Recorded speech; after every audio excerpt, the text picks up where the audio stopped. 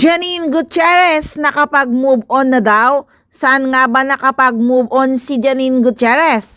Dahil sa mga kuha ni Janine Gutierrez sa Boracay ay marami ang namangha sa kagandahan at kaseksihan ng aktres.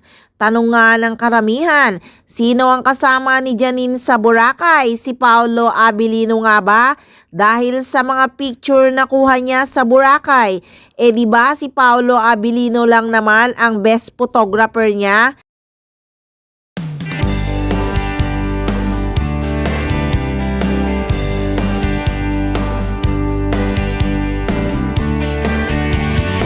Kasama nga kaya si Paolo Abilino or si Janine lang talaga? Kaya naman agaw pansin ang comment ng isang fans. Narito nga ang comments ng isang fans na talagang ikinairita ng solid Paunin fans. Hays, kailangan ko na rin siguro na mag-move on sa aura ni Miss Janine. Mukhang nakapag-move on na siya. Pero masaya na rin po ako na makita kang masaya, Miss Janine. Sana kung meron ka na talaga ngayon bagong suitor, sana siya na yung forever mo. Mukhang mabait naman siya. Kung tama yung feeling ko na siya nga, Sir Pao, sana matuto ka na. Kung may pagkakamali ka, sana next mo na relationship, wag na taga-showbiz para tahimik na lang. Sobrang minahal ko kayo as a couple kaya parang masakit din sa akin. Wala lang, parang masakit talaga.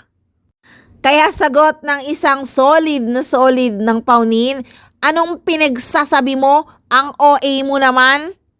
Sagot pa nga ng isa, wala na po talaga sila.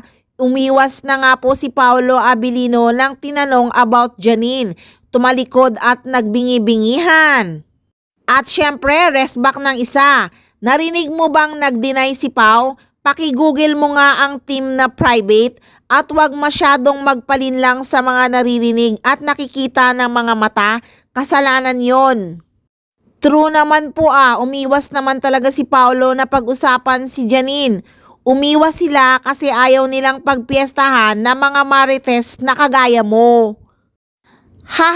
Ambot oy, ano ba itits? Kasalanan na naman ng Paunin nito. Kaya nag-aaway-away na naman ang mga fans. Ayaw kasi lumabas at sabihin na kami pa, wag mag-alala. Abang-abang lang tayo sa finale. Ganun dapat, di ba? So guys, abang lang tayo sa finale ng Paunin. Kaya tutok lang palagi at huwag magsawang mag-abang ng mga bagong chika. Dito lang sa Maarteng Machika.